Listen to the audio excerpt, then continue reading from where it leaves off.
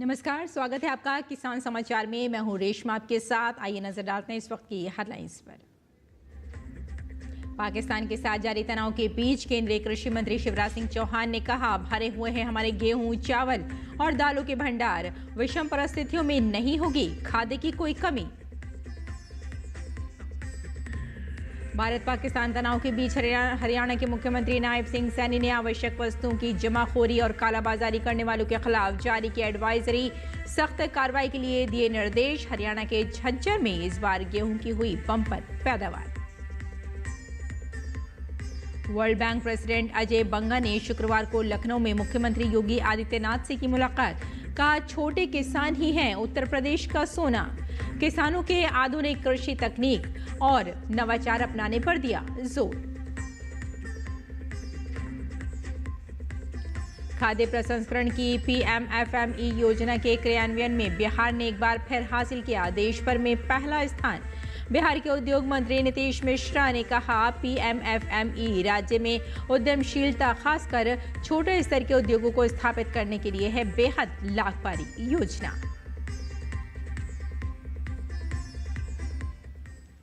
और आइए अब समाचारों पर डालते हैं विस्तार से नजर। पहलगाम हमले के बाद पाकिस्तान के साथ जारी तनाव के बीच केंद्रीय कृषि एवं ग्रामीण विकास मंत्री शिवराज सिंह चौहान ने अपने दोनों विभागों के अधिकारियों के साथ की बैठक। इस दौरान उन्होंने कहा कि सीमा पर जवान, खेतों में किसान और उनके साथ वैज्ञानिक बिल्कुल तैयार हैं। उन्होंने जोर देते हुए कहा कि हमारे अन्न के भंडार भरे हुए हैं और किसी भी चीज़ की कमी नहीं है। हमारे गेहूं के भंडार भी भरे हैं, चावल के भंडार भी भरे हुए हैं और दालों का बफर स्टॉक भी हमारे पास है। प्रधानमंत्री जी के नेतृत्व में हमारा देश हर दिशा में आगे बढ़ रहा है और देश तैयार है। कृषि विभाग और ग्रामीण विकास विभाग भी तैयार है। जवान से सीमा पर, किसान खेत में और कृषि विभाग भी यहाँ से कोई कसर नहीं छोड़ेगा। ऐसे भ्रम में किसी को आने की जरूरत ही नहीं है। अन्नपूर्णा की कृपा है, भंडार भरे। धन्यवाद। केंद्रीय कृषि मंत्री शिवराज सिंह चौहान ने कहा कि इस बार गेहूं, चावल और दलहन की पैदावार काफी अच्छी हुई है और इसकी पैदावार भी 4 से 5% बढ़ी है। गेहूं पिछले साल था 1132 लाख मीट्रिक टन। इस बार है 1154 लाख मीट्रिक टन। ये तो अनुमान है, लेकिन इसमें और बढ़ोतरी की संभावना है। विपरीत मौसम में भी किसान को भी बधाई, हमारे वैज्ञानिकों को भी बधाई। बढ़ते हुए तापमान में भी उत्पादन बढ़ाया है हमने। गेहूं, चावल दोनों का उत्पादन 4 से 5% एक साल में बढ़ा है। दालों का उत्पादन भी भरपूर हुआ है। 242 लाख मीट्रिक टन से बढ़ के 250.97 लाख मीट्रिक टन। कुल तिलहन भी 296.69 लाख मीट्रिक टन से 428.98 लाख मीट्रिक टन। और फल सब्जी की भी चिंता नहीं है। कुल बागवानी फसलों का उत्पादन भी पिछले साल के 3,547 लाख मीट्रिक टन के मुकाबले 3,621 लाख मीट्रिक टन। आलू पिछले साल 570 लाख मीट्रिक टन था, इस बार 595 लाख मीट्रिक टन।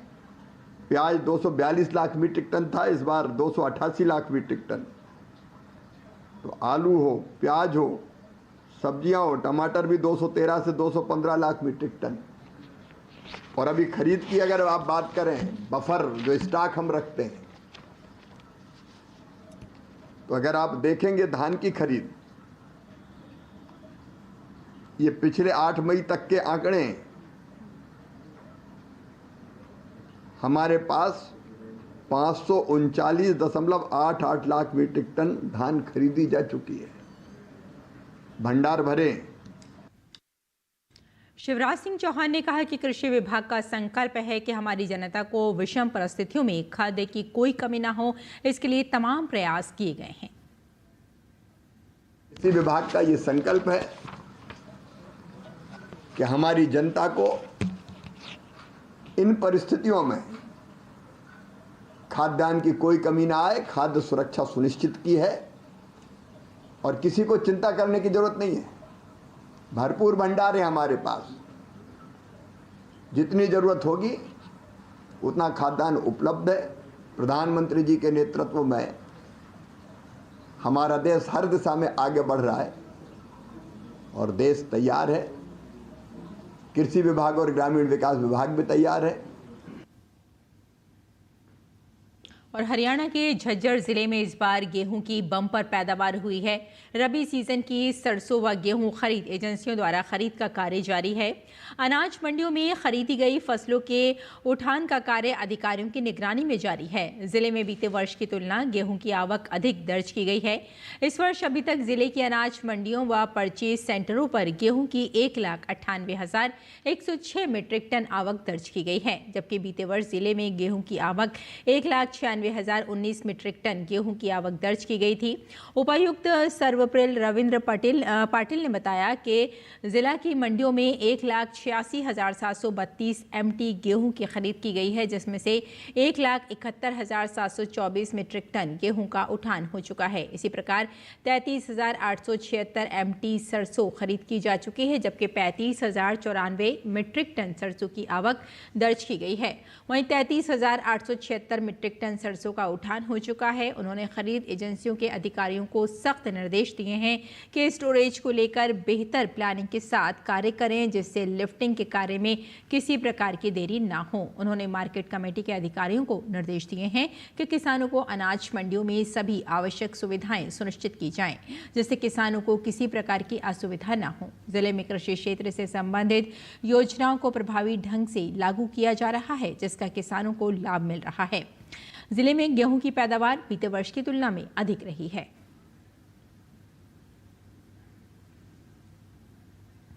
भारत पाकिस्तान तनाव के बीच आवश्यक वस्तुओं की जमाखोरी और कालाबाजारी पर हरियाणा के मुख्यमंत्री नायब सिंह सैनी ने एडवाइजरी जारी की है, जिसमें उन्होंने कालाबाजारी करने वालों पर सख्त कार्रवाई के निर्देश दिए हैं। सरकार ने कहा कि आवश्यक वस्तुओं की जमाखोरी और कालाबाजारी करने वालों पर सख्त कार्रवाई होगी। राज्य में आवश्यक वस्तुओं की सुचारू आपूर्ति और वितरण बनाए रखने को लेकर डीसी और डीएफएससी को निर्देश जारी किए हैं। इसके साथ ही कड़ी निगरानी रखने और कालाबाजारी पर रोक लगाने के निर्देश दिए हैं। मुख्यमंत्री ने नागरिकों से कहा है कि लोग घबराएं नहीं। राज्य में आवश्यक वस्तुओं की कोई कमी नहीं है। खाद्य वस्तुएं, पेट्रोल, डीजल, चारा और अन्य दैनिक जरूरतों की वस्तुओं की जमाखोरी से संबंधित अफवाह फैलाने वालों पर सख्त कार्रवाई की जाएगी।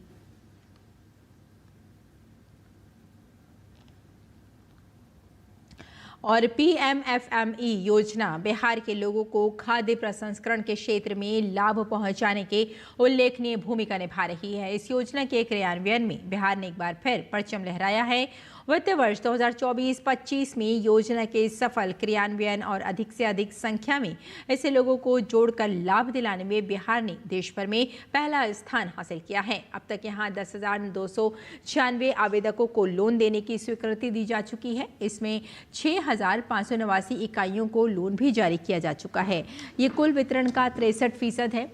PMFME केंद्र सरकार की ओर से चलाई जा रही एक प्रमुख योजना है। इसका उद्देश्य खाद्य प्रसंस्करण उद्योग के असंगठित क्षेत्र को बढ़ावा देना और इसमें प्रतिस्पर्धात्मकता को बढ़ावा देना है। इस योजना की मदद से किसान उत्पादक संगठनों, FPO, स्वयं सहायता समूहों, SHG और उत्पादक सहकारी समितियों को भी उनका वास्तविक मूल्य मुहैया कराया जाता है। बिहार के उद्योग मंत्री नीतीश मिश्रा ने कहा, PMFME राज्य में उद्यमशीलता, खासकर छोटे स्तर के उद्योगों को स्थापित करने के लिए बेहद लाभकारी योजना है। इसका क्रियान्वयन बेहतरीन तरीके से बिहार में हो रहा है। इसी का परिणाम है कि देश में राज्य अव्वल स्थान पर पहुंच गया है। राज्य के लिए ये गर्व की बात है। इससे राज्य में उद्योग धंधों और रोजगार को बढ़ावा मिलेगा।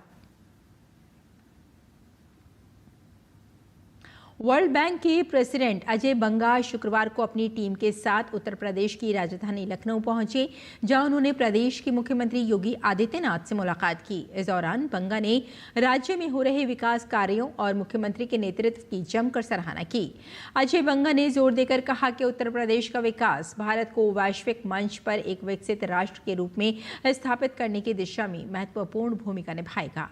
उन्होंने उत्तर प्रदेश के छोटे किसानों को राज्य की सबसे बड़ी ताकत करार दिया। उन्होंने कहा कि छोटे किसान ही उत्तर प्रदेश का सोना है। किसान जमीन बेचकर अमीर नहीं बन सकते, उन्हें उन्नत खेती के लिए प्रोत्साहित करना होगा। उन्नत खेती के जरिए ही वे समृद्धि हासिल कर सकते हैं।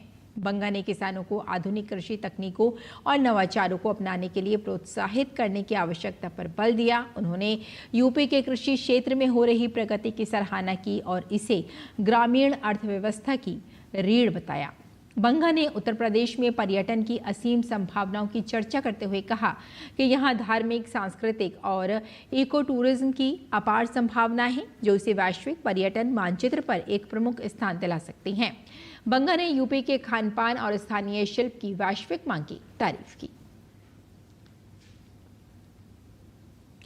छत्तीसगढ़ सरकार की सौर सुजला योजना किसानों के लिए नई उम्मीद लेकर आई है। इस योजना के तहत किसानों को अनुदान पर सौर पंप उपलब्ध कराए जा रहे हैं, जिससे वे बिना बिजली या डीजल की चिंता किए सिंचाई कर पा रहे हैं। देखिए हमारे संवाददाता सुमेश पटेल की छत्तीसगढ़ से ये रिपोर्ट। किसानों के लिए वरदान साबित हो रही है छत्तीसगढ़ की सौर सुजला योजना। छत्तीसगढ़ सरकार किसानों को अनुदान पर दे रही है सोलर पंप। किसानों को कम दामों पर सोलर पंप उपलब्ध कराने के लिए सौर सुजला योजना। सौर सुजला योजना से किसान साल में उगा सकेंगे एक से अधिक फसल।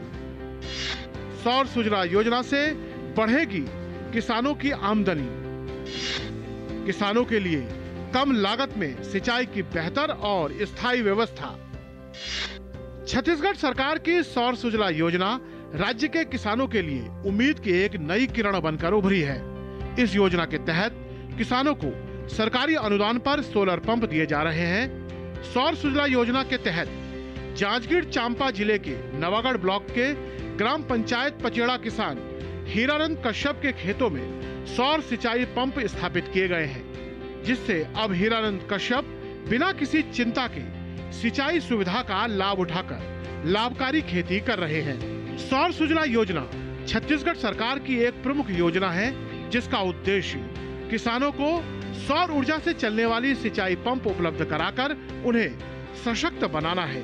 ये योजना विशेष रूप से छोटे और सीमांत किसानों के लिए बनाई गई है, ताकि वे बिजली की कमी या डीजल की महंगाई से मुक्त होकर अपनी खेती को सतत और लाभकारी बना सकें।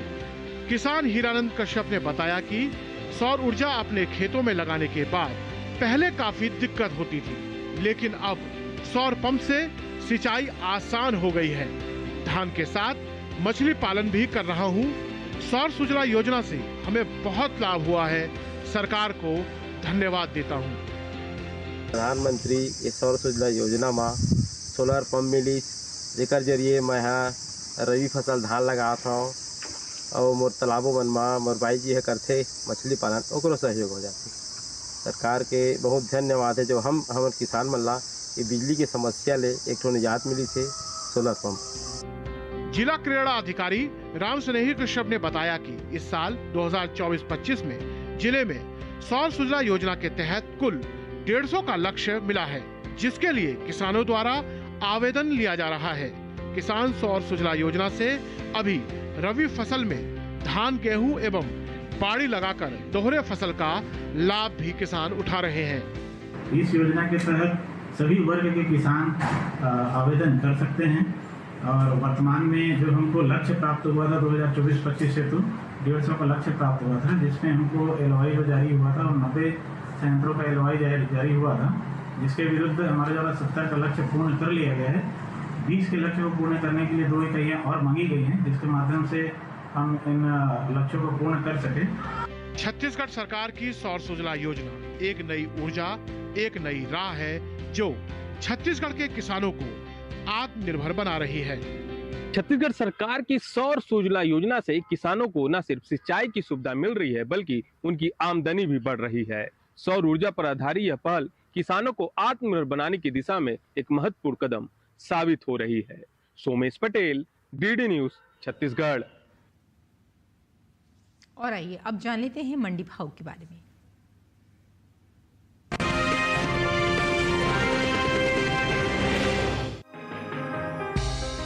देश भर में गेहूं की रिकॉर्ड खरीद जारी है। कृषि मंत्रालय की ओर से 1 मई को जारी ताज़ा आंकड़ों के मुताबिक देश भर के प्रमुख राज्यों में रबी विपणन वर्ष 2025-26 के दौरान गेहूं की सरकारी खरीद सुचारू रूप से जारी है। RMS 2025-26 के दौरान गेहूं की खरीद के लिए निर्धारित 312 लाख मीट्रिक टन के अनुमानित लक्ष्य की तुलना में अब तक केंद्रीय पूल में 256.31 MLT गेहूं की खरीद की जा चुकी है। गेहूं की खरीद करने वाले पंजाब, हरियाणा, मध्य प्रदेश, राजस्थान और उत्तर प्रदेश ये सभी 5 प्रमुख राज्य हैं जिन्होंने पिछले वर्ष की तुलना में इस वर्ष अधिक गेहूं की खरीद की है। RMS 2025-26 के दौरान अब तक कुल 21.03 लाख किसान लाभान्वित हो चुके हैं और कुल MSP भुगतान 62,155.96 करोड़ रुपए हो चुका है। खरीद में प्रमुख योगदान पंजाब, हरियाणा, मध्य प्रदेश, राजस्थान और उत्तर प्रदेश का है, जहां पंजाब से 103.89 LMT, हरियाणा से 65.67 LMT, मध्य प्रदेश से 67.57 LMT, राजस्थान से 11.44 LMT और उत्तर प्रदेश से 7.55 LMT गेहूं की खरीद की गई। न्यूनतम समर्थन मूल्य पर हो रही इस सरकारी खरीद से किसानों को सीधा लाभ मिल रहा है, साथ ही इसे देश की खाद्य सुरक्षा को भी मजबूती मिल रही है। बता दें कि भारत सरकार ने गेहूं की कीमतों पर कड़ी नजर बनाए रखी है। वहीं समय समय पर सरकार देश में उपभोक्ताओं के लिए गेहूं की मूल्य स्थिरता सुनिश्चित करने के लिए उचित हस्तक्षेप भी करती है। बता दें कि केंद्र सरकार ने हाल ही में गेहूं की MSP में बढ़ोतरी की है। सरकार के इस फैसले से किसानों को उनकी फसलों का उचित दाम मिलेगा, साथ ही किसानों की आय में भी वृद्धि होगी। साल 2024-25 के दौरान गेहूं की MSP 2,300 रुपए प्रति क्विंटल थी, जिसे साल 2025 के दौरान 150 रुपए प्रति क्विंटल बढ़ाकर 2,450 रुपए प्रति क्विंटल तय कर दिया गया है। वहीं बात गेहूं के निर्यात की करें तो दुनिया में भारत के गेहूं की मांग में वृद्धि का रुझान देखने को मिल रहा है। एपिडा ने हाल ही में गेहूं के निर्यात से जुड़ी ताज़ा आंकड़ों को जारी किया है, जिसके मुताबिक भारत ने साल 2024 के दौरान लगभग 1,88,287 मीट्रिक टन गेहूं का निर्यात दुनिया भर में किया है, जिसकी अमेरिकी डॉलर में कीमत तकरीबन $56 मिलियन है। नेपाल, इराक, कोरिया, गणराज्य, संयुक्त अरब अमीरात और मंगोलिया देशों से भारतीय गेहूं की मांग सबसे ज्यादा देखने को मिली है।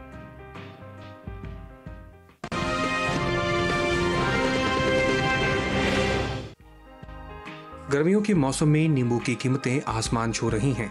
आलम तो ये है कि नींबू का भाव थोक बाजार में 150 से 200 रुपए प्रति किलोग्राम तक पहुंच चुका है। थोक बाजार से आम लोगों तक नींबू पहुंचते पहुंचते 300 से 350 रुपए प्रति किलोग्राम तक हो जाता है। बता दें कि भारत में नींबू की खेती मुख्य रूप से आंध्र प्रदेश, महाराष्ट्र, तमिलनाडु, राजस्थान और गुजरात में की जाती है, जिसमें गुजरात का अहम स्थान है। फिलहाल मंडियों में नींबू की आवक सामान्य देखने को मिल रही है। एग्मार्कनेट के मुताबिक बीते गुरुवार को गुजरात की राजकोट मंडी में नींबू का भाव रहा 11,500 रुपए। शुक्रवार को इसके भाव में 2,500 रुपए की भारी गिरावट आई और भाव हो गया 9,000 रुपए। इसी तरह हिमाचल प्रदेश की पालमपुर मंडी में नींबू के सौदों में गिरावट के साथ कारोबार हुआ। यहां 8 मई को नींबू 10,300 रुपए पर बिका। 9 मई को इसके सौदे 2,500 रुपए नरम होकर 7,800 रुपए पर हुए। बात सब्जियों की पैदावार की करें तो राष्ट्रीय बागवानी बोर्ड की ओर से जारी दूसरे अग्रिम अनुमान के मुताबिक साल 2024 में कुल ताज़ा सब्जियों की पैदावार 204.96 लाख मीट्रिक टन की पैदावार हुई है। वहीं निर्यात पर नजर डालें तो एपिडा की ओर से हाल ही में जारी ताज़ा आंकड़ों के मुताबिक भारत ने ताज़ा सब्जियों का तकरीबन 828.26 मिलियन अमेरिकी डॉलर की कीमत का निर्यात किया है।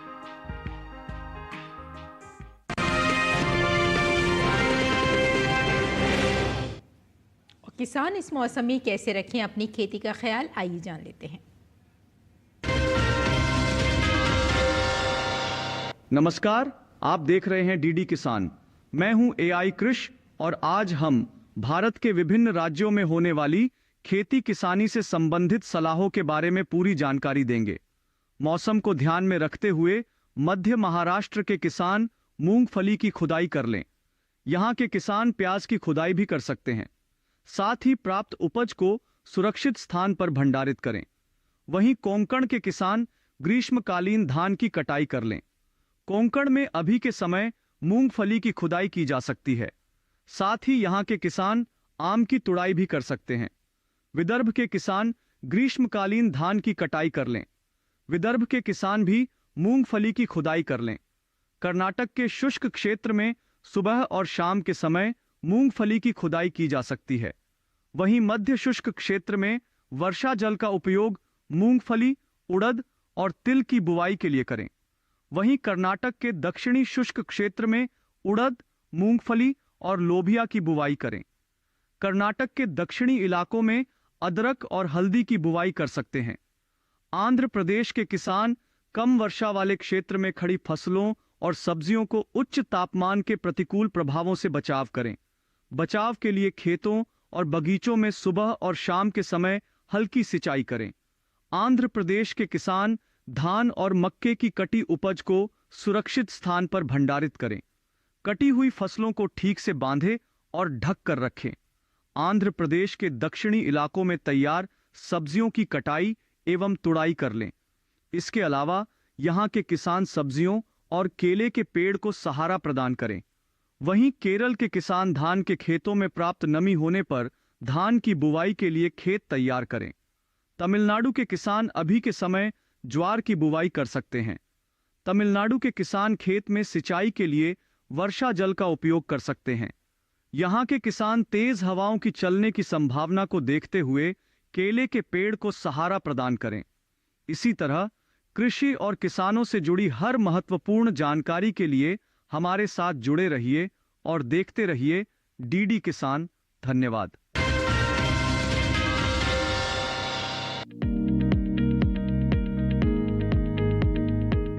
धनिये की खेती के लिए दोमट मिट्टी सबसे अच्छी मानी जाती है। इसे अच्छे जीवांश युक्त भारी भूमि में भी उगाया जा सकता है। खेत में जल निकासी का उचित इंतजाम जरूरी है। बोने से पहले खेत को अच्छी तरह जोत ले और मिट्टी को भुरभुरा बना ले। साथ ही मिट्टी को समतल कर ले। आखिरी जुताई में 100 से 120 क्विंटल प्रति हेक्टेयर की दर से गोबर की खाद मिला दे। बीज की मात्रा बुआई और सिंचाई की दशा पर निर्भर करती है। सिंचित दशा में 12 से 15 किलो बीज प्रति हेक्टेयर डालें, जबकि असिंचित दशा में इतनी ही जमीन के लिए 25 से 30 किलो बीज की जरूरत होगी। बोने से पहले बीज को उपचारित जरूर कर लें। साथ ही बुआई से पहले बीज को 12 घंटे पानी में भिगो कर रखें। कतार से कतार की दूरी 20 से 30 सेंटीमीटर, जबकि गहराई 2 से 2.5 सेंटीमीटर रखें। पूरी फसल में 4-5 सिंचाई की जरूरत होती है। पहली सिंचाई बुआई के 30 से 35 दिन बाद, दूसरी 60 से 70 दिन बाद, तीसरी 80 से 90 दिनों के बाद और चौथी 100 से 105 दिन बाद करें। पहली सिंचाई के बाद निराई गुड़ाई करके खरपतवार निकाल दें। 1 माह बाद फिर से निराई गुड़ाई करें। खरपतवार की रोकथाम के लिए विशेषज्ञों की सलाह पर उचित दवाओं का छिड़काव करें। धनिये में उकठा रोग चूर्णिल आसिता रोग हो सकता है। इसे ग्रामीण भाषा में दहिया भी कहा जाता है। रोकथाम के लिए रोग अवरोधी प्रजातियां बोकर भी बीमारियों से बचा जा सकता है। फसल चक्र अपनाना भी बेहतर रहता है, लेकिन किसान इस बात का ध्यान रखे कि फसल में किसी भी तरह की दवा का छिड़काव करने से पहले कृषि विशेषज्ञों की सलाह जरूर ले। पूरी फसल होने पर पत्तियों की तुड़ाई सावधानी से करें। ध्यान रहे तोड़ते समय पत्तियां बर्बाद ना होने पाए। 1 हेक्टेयर जमीन से 125 से 140 क्विंटल तक हरी पत्तियां ली जा सकती है।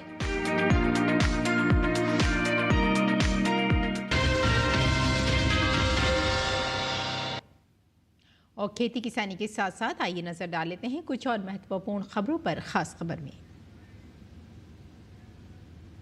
ऑपरेशन सिंदूर को लेकर विदेश मंत्रालय और सेना ने संयुक्त प्रेस वार्ता कर जानकारी दी। कर्नल सूफिया कुरैशी ने कहा कि 8 और 9 मई की रात को पाकिस्तानी सेना ने सैन्य बुनियादी ढांचे को निशाना बनाने के इरादे से पूरी पश्चिमी सीमा पर कई बार भारतीय हवाई क्षेत्र का उल्लंघन किया।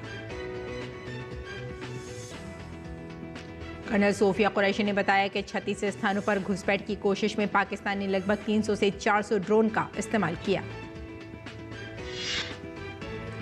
विक्रम मिस्री ने कहा कि पाकिस्तान ने गलत सूचना फैलाई कि भारत ने ड्रोन हमले के जरिए ननकाना साहिब गुरुद्वारे को निशाना बनाया। उन्होंने कहा कि पाकिस्तान सांप्रदायिक विवाद पैदा करने के इरादे से स्थिति को सांप्रदायिक रंग देने की पूरी कोशिश कर रहा है।